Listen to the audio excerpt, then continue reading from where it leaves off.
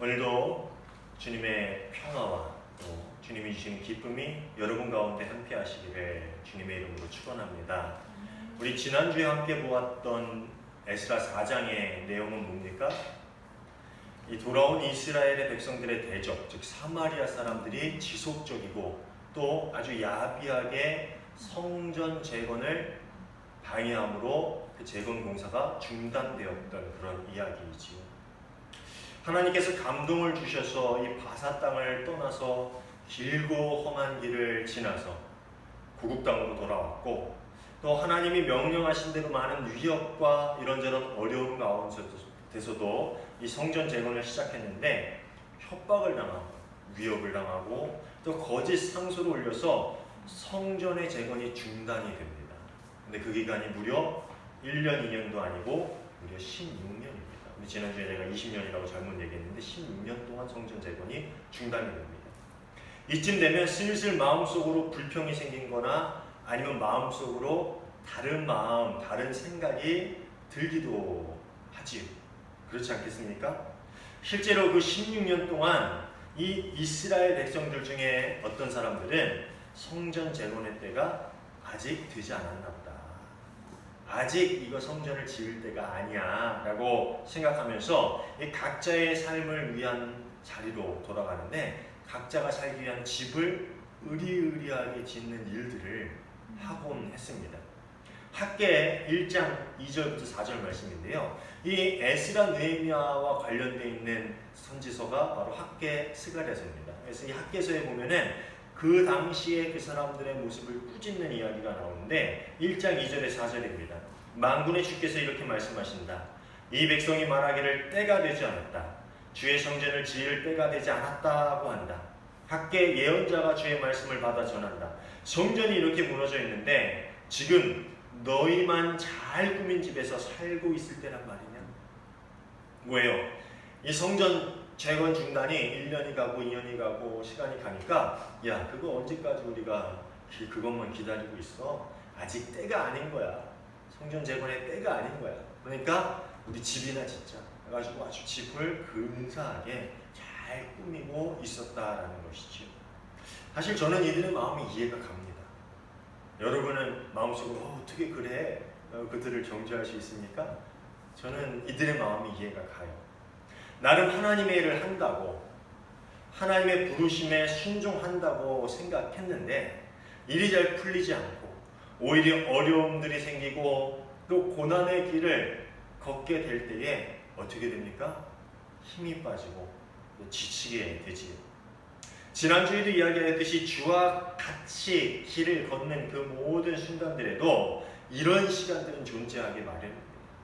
그런데 막상 이런 시간들이 오면 우리는 어떻게 됩니까? 힘들고 낙심하고 또 때로는 주저앉게 되고 또 간혹가다는 그 길을 아예 떠나버리는 경우도 생기게 됩니다. 그럼 이런 시간들 가운데서 우리는 어떻게 해야 될까요? 이런 시간들 가운데서 어떻게 해야 하는지를 알려주는 것이 바로 오늘 우리가 함께 읽은 5장, 6장의 말씀이지요. 지난주에 어떤 책을 읽다가 이런 글을 봤는데, 진정한 용기는 두려움의 존재를 부정하는 것이 아니라 두려움에도 불구하고 가능성에 대한 믿음으로 나아가는 것이다. 정말 멋있는 말이죠. 진정한 용기는 두려움의 존재를 부정하는 것이 아니다. 두려움이 없다, 이렇게 부정하는 게 아니라 두렵지만, 내가 두려움을 겪고 있지만, 내가 떨리지만 그럼에도 불구하고 가능성에 대한 믿음, 하나님께서 이 모든 일들을 극복하고 하나님의 일을 이루실 것이다 라는 그 가능성에 대한 믿음으로 나아가는 것이다. 저는 이 구절을, 그 글을 읽는 순간에 마음속에 힘이 확 생기더라고요. 하나님의 뜻과 계획 안에서 세상을 살아간다 할지라도 우리는 여전히 두렵고 떨리는 일들을 겪게 됩니다. 그런 일들이 우리 삶 가운데 없을 수가 없어요.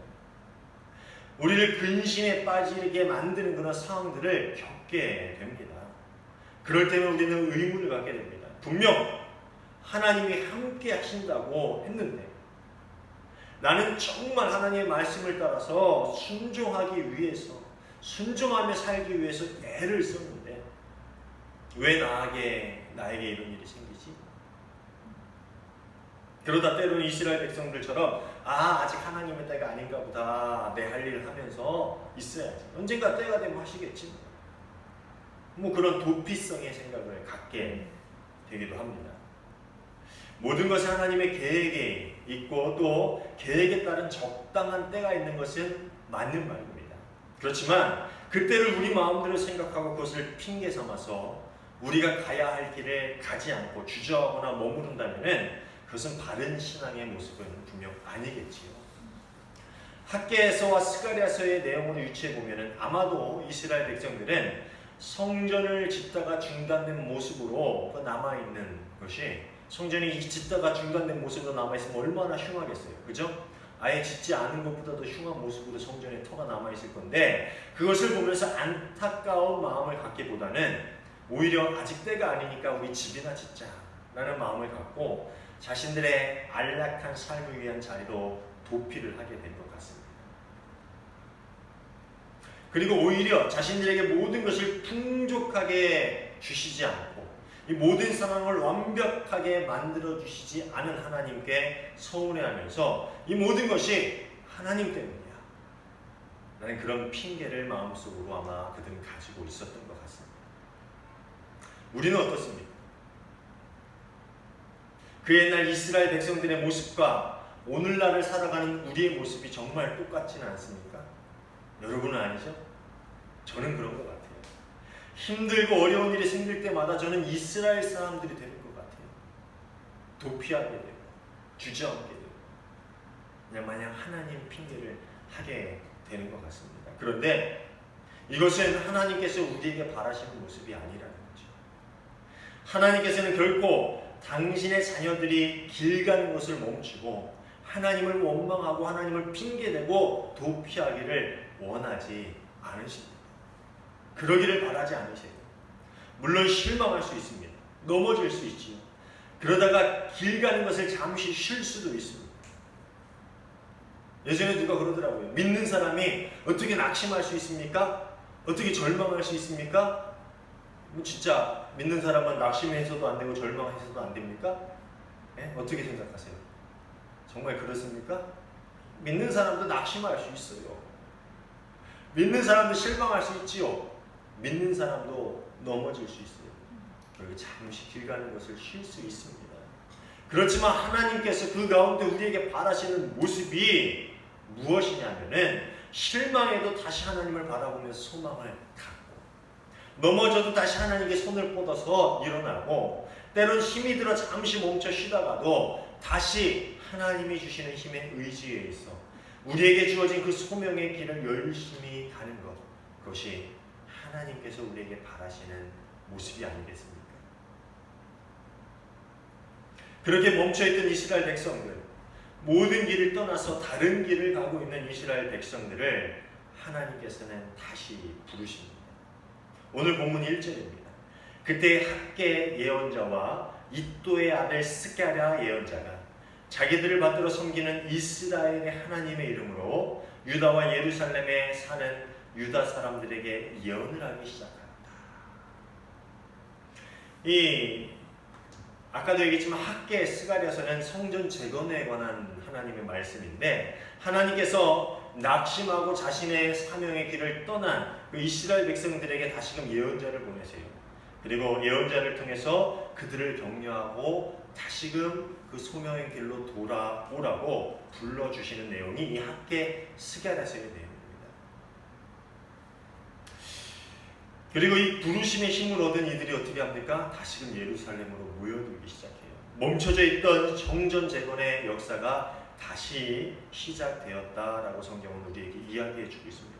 저는 이 말씀을 묵상하면서 마음에 울컥하는 감동이 오더라고요. 이 1절, 2절 그리고 그 당시 상황을 계속 묵상하면서 정말 감동이 왔습니다.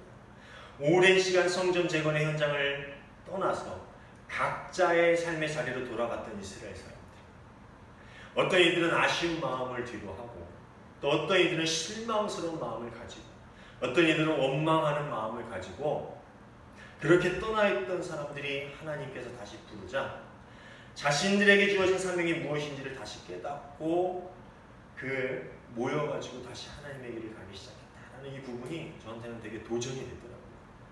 때로 우리의 삶 가운데서 그렇게 실망하고 낙심하고 주저앉아서 그런 일을 그렇게 하나님의 일을 떠난 채 있지는 않습니까? 지금 코로나로 인해서 많은 어려움을 겪고 있는 교회들, 또 각자 마음의 상처를 가지고 교회를 떠나 있던 사람들, 이런저런 이유로 하나님의 길을 떠나서 각자의 삶을 살고 있던 많은 하나님의 자녀들이 다시금 하나님의 부르심에 순종함으로 하나님의 사명을 감당할 수 있기를 간절히 소원합니다. 이 말씀을 읽으면서 그렇게 하나님의 부르심이 우리 삶 가운데 임할 때에 정말 우리가 다시금 돌이켜서 그 하나님의 소명의 자리로 나왔으면 좋겠다라는 그런 소망을 가슴속에 품었습니다. 여러분 삶 가운데, 그리고 혹여나 이 자리에는 없지만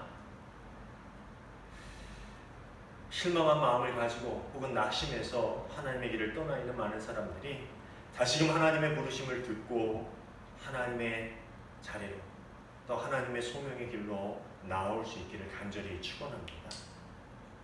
그런데 이 다시금 하나님의 부르심에 순종하고 사명의 길을 걷는다고 이 회방이나 어려움이 또 사라진 것은 아니에요. 그죠?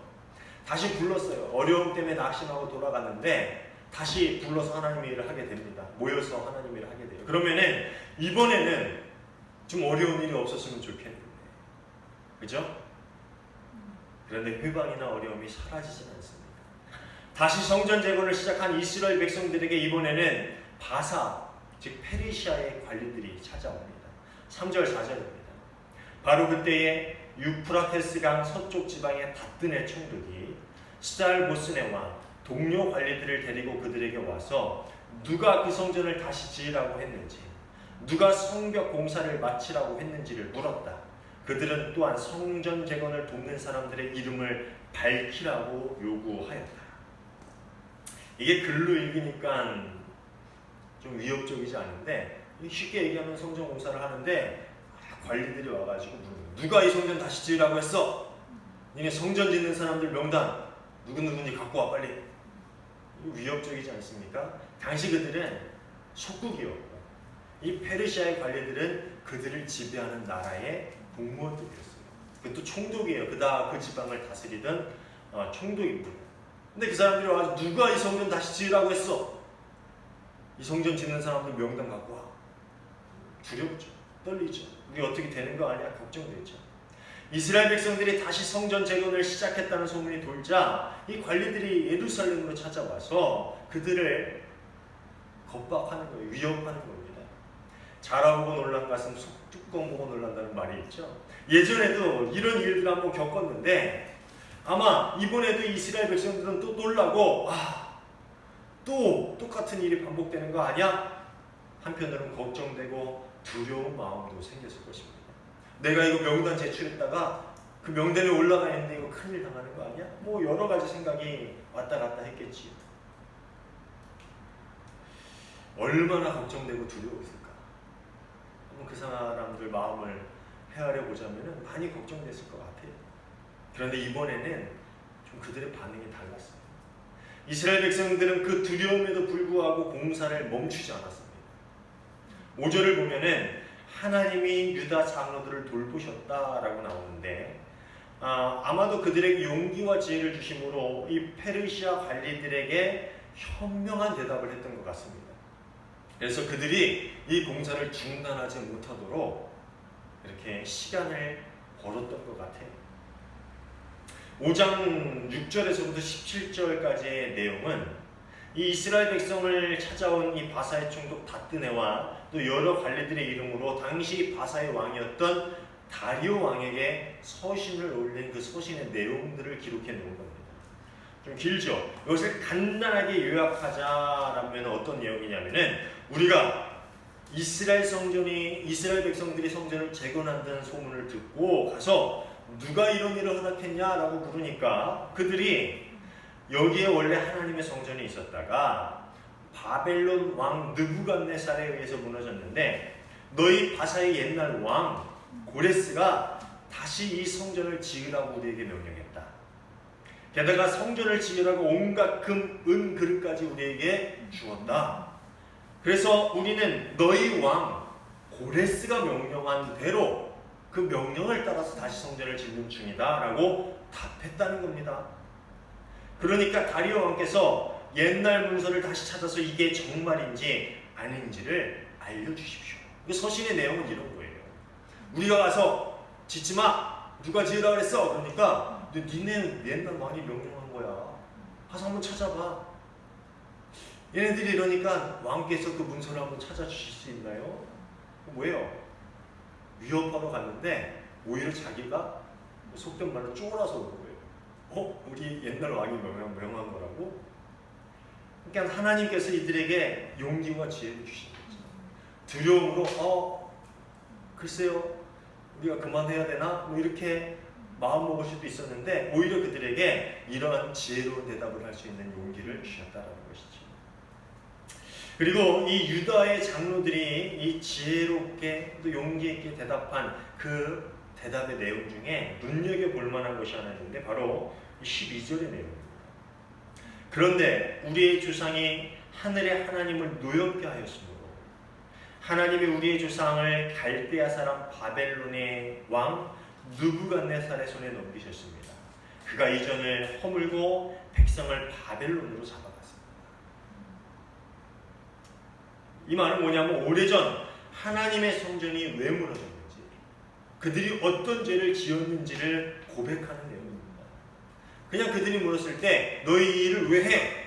라고 대답했을 때 네 왕이 시킨 거야. 가서 한번 알아봐. 라고 대답해도 되죠. 그냥 단순히 이렇게 대답해도 됐는데 굳이 자신들의 조상이 지은 죄에 대해서 그들은 고백을 합니다. 그리고 그 죄 때문에 우리의 이 성전이 무너진 것입니다. 이 고백에는 그들이 지금 이렇게 성전을 위협과 어려움 가운데서도 열심히 짓는 이유는 이제 하나님을 경외하는 것, 하나님을 경외함으로 하나님의 일을 감당하는 것이 우리에게 있어서 가장 중요한 일이다 라는 그 의미를 내포하고 있는 것입니다. 너희가 아무리 와서 위협을 한다고 해도 우리에게는 하나님을 경외하는 일이 더 중요하기 때문에 우리는 하나님께서 명하신 이 일을 절대로 멈출 수가 없다. 그 옛날 우리가 지었던 그 죄를 다시 우리가 반복할 수 없다. 그래서 너희가 무슨 말을 해도 우리는 이 성전을 지을 수밖에 없다. 이런 그들의 굳은 의지와 신앙을 나타내주는 대답이라는 겁니다. 그동안 그들이 많이 변했죠. 많이 겸손해지고 그들이 정말 이 세상에 누구 앞에 무릎을 꿇어야 되는지를 드디어 깨닫게 되었다는 것입니다. 그래서 이런저런 내용들을 조서로 올렸는데 이 조서를 받은 다리오 왕의 반응은 정말 예상 밖의 반응입니다. 이 6장부터 마지막 장까지 이 6장 1절부터 22절까지가 이 다리오 왕이 어떻게 했는지를 12절까지네요. 12절까지가 다리오 왕이 한 반응에 대한 이야기입니다. 이의 기록들을 찾아보니까 정말로 고레스 왕 때에 내린 칙령들이 있는 거예요. 그런 칙령들을 내렸잖아요. 그게 기록이 되어 있었고 그것을 발견한 거예요. 그러자 다리오 왕은 그 공사를 막지 마라. 그렇게 명령을 내리는데 그 명령 외에도 몇 가지 추가적인 지시사항을 내립니다. 몇 가지가 있는데 첫 번째는 강 건너편에서 거치는 세금 중에서 성전을 짓는 데 필요한 경비를 계속 성전을 다 지을 때까지 멈추지 말고 지급해줘라. 6장 8절의 내용이에요. 한번 볼까요? 경들은 성전을 짓는 유다의 원로들을 도와라. 성전 공사에 드는 비용 국고에서 다 될 터이니 유프라테스 강 서쪽 지방에서 거둔 세금에서 그 비용을 어김없이 주어서 일이 중단되지 않게 하여라. 예전에도 말씀을 드렸지만 성전을 짓는데 많은 어려움들이 있었죠. 인력의 문제도 있었고 또 그 중에 하나가 뭐예요? 재정적인 어려움이에요. 그 당시 솔로몬 왕 때와는 상황이 다르죠. 그래서 재정적인 어려움이 그들에게 있었는데 그런데 이제 그 문제가 해결이 되었어요. 근데 어떻게 해결이 됐어요? 바사 왕을 통해서 그 다리오 왕을 통해서 해결이 됐고요. 바사에서 필요한 모든 돈을 지원하겠다는 거예요. 정말 기적 같은 일이 일어났죠. 두 번째는 하나님께 제사를 드릴 때 필요한 모든 가축까지 지원해 주라는 거예요. 9절의 내용입니다. 예루살렘의 제사장들이 하늘의 하나님께 번제를 드리는데 필요하다고 하는 모든 것들을 무엇이든지 다 내주어라. 수송아지든지 순양이든지 어린 양이든지 또는 밀이든지 소금이든지 포도주든지 기름이든지 그들이 요구하는 대로 어김없이 날마다 주도록 하라. 이번에는 이 이스라엘 백성들이 하나님께 제사를 드리는데 필요한 모든 희생 제물을 어떻게 주라고요? 필요한 만큼 원하는 만큼 다 내어줘. 신기하지 않습니까? 그들이 이런저런 어려운 가운데 성전 재건을 멈췄어요. 멈췄는데 다시 용기를 가지고 시작하니까 이제 막는 게 아니라 막으러 왔지만 막히는 게 아니라 돼요? 막지 마. 그럴 뿐만 아니라 너희 돈 필요한 거 내가 다 댈게. 너희 제사 드리는데 필요한 재물 내가 다 줄게. 정말 말도 안 되는 일이 그들에게 벌어졌다는 겁니다. 사실 다리오 왕이 이런 명령을 내린 데는 나름대로의 이유가 있어요. 10절을 한번 볼까요? 그래서 그들이 하늘의 하나님이 기뻐하시는 희생 제사를 드리게 하고 왕과 왕자들이 잘 살 수 있도록 기도하게 하라. 이 당시 이스라엘을 제외한 근동의 모든 나라들은 이 애굽이나 아수르, 바벨론, 바사, 페르시아 이르기까지 모든 나라들은 어떤 나라였냐? 그 이후에도 그리스, 로마도 그랬지만 이 근동의 모든 나라의 종교는 뭐였냐? 다신주의. 뭐예요? 모든 신들, 그냥 모든 이신 저신 다 신을 섬기는 다신주의 국가였다는 거예요. 그러다 보니까 많은 신들이 자신의 나라를 도울수록, 이 왕을 도울수록 나라가 흥하고 자신의 권력도 강해진다라고 믿었어요. 물론 자신들이 섬기는 주신이 있죠. 네? 그 주신이 있는데 그 주신 외에도 그 밖에 다른 나라의 신들도 우리를 도우면 우리가 강해지고 권력이 세진다. 이렇게 믿었어요. 그러다 보니까 어쩌다 보니까 자신의 신하들이 뭘 한 거예요? 무슨 일을 했어요? 하나님의 신기를 불편하게 만든 거예요. 야훼라고 불리는 이스라엘의 신, 남유다의 신, 하나님을 좀 마음 불편하게, 신기가 불편하게 만든 것 같아. 자기가 보기에 성전 재건을 방해했으니까 야 이거 왠지 좀 깨림직하죠. 그러니까 다리우스 왕은 가급적이면 하나님의 화를 풀어주고 자신의 나라와 자신의 자식들을 위해서 또 자신을 위해서 복을 베풀어 달라고 그렇게 기도해줘라. 이게 뭐예요? 아구 떨고 있는 거예요. 아구. 하나님은 다리오 왕의 두려움과 또 욕심을 동시에 이용함으로써 하나님의 일을 이루어가고 계신 것입니다. 하나님의 왕국은 참 예측할 수가 없어요. 때론 우리가 전혀 예측할 수 없는 타이밍에 예측할 수 없는 방법으로 하나님은 당신의 계획을 이루어가고 계십니다.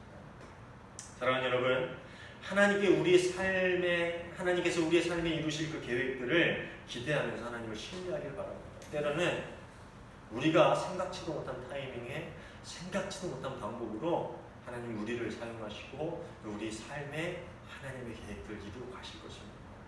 그러니까 우리가 예측하지도 말고 또 어떤 거를 구상하지도 말고 그저 신뢰함으로 주님이 오늘 하루하루 우리에게 맡기신 일들을 충실하게 감당해 나가면 되는 거예요. 마지막으로 이 다리오 왕은 성전 재건을 해방하는 사람은 누구든지 가만두지 않겠다라고 명령을 내립니다. 아주 강하죠. 6장 11절에서 12절이에요. 또 내가 다음과 같이 지시한다. 내가 내는 이 칙령을 고치는 자는 그의 집에서 들보를 뽑아서 내다 세우고 거기에 그를 매달리라. 그 집은 이에 대한 벌로 거름더미를 만들어라. 야, 무섭죠? 칙령을 고치는 것, 즉 방해하려고 어떠한 농간이나 회방을 하는 자는 집에 들보를 집을 그냥 부숴버린다는 거예요. 그리고 거기다 매달아서 죽이겠다는 거예요. 어떤 왕이나 어떤 민족이나 나의 칙령을 거역하여 이것을 고치거나 예루살렘 성전을 파괴하면 거기에 이름을 두신 하나님이 그들을 없애버릴 것이다. 이것은 나 다리우스의 명령이니 경들은 지체 없이 실시하여라. 엄청 아부 떨고 있는 것 같지 않습니까? 너희가 그러면 하나님이 가만히 안 두실 거야. 하나님을 신뢰하는 그런 명령을 내립니다.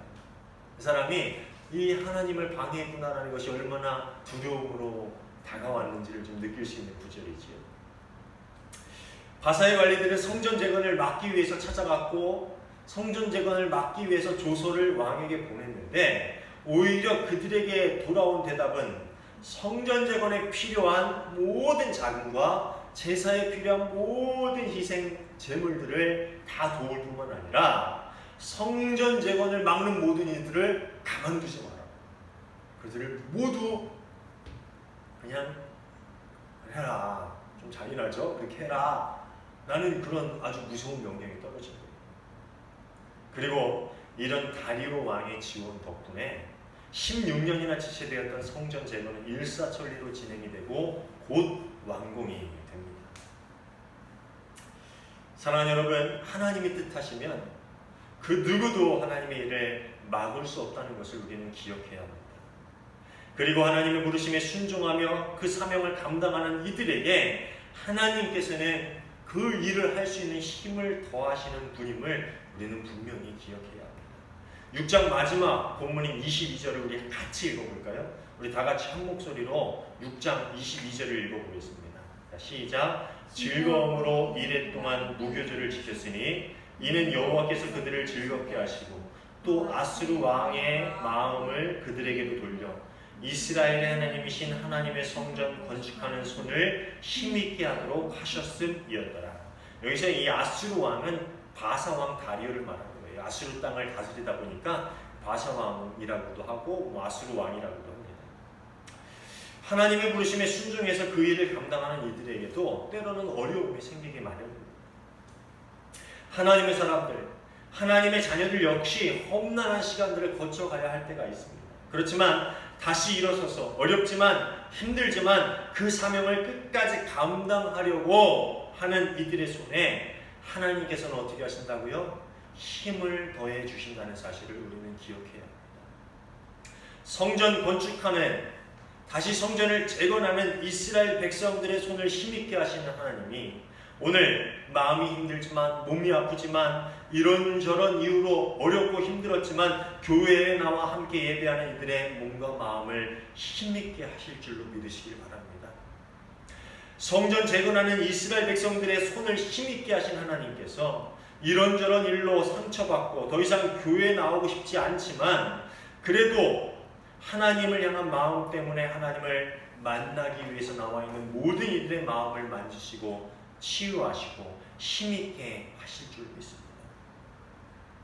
성전 재건하는 이스라엘 백성들은 하나님의 부르심에 순종함으로 다시금 용기를 갖고 두려움을 이기고 나온 이스라엘 사람들의 손을 힘있게 하신 하나님이 삶이 분주하고 바쁘지만 생활이 빠듯하고 여유가 없지만 그래도 하나님의 일을 감당하겠다고 사역의 자리에 선 이들의 삶을 힘있게 하실 줄 믿습니다.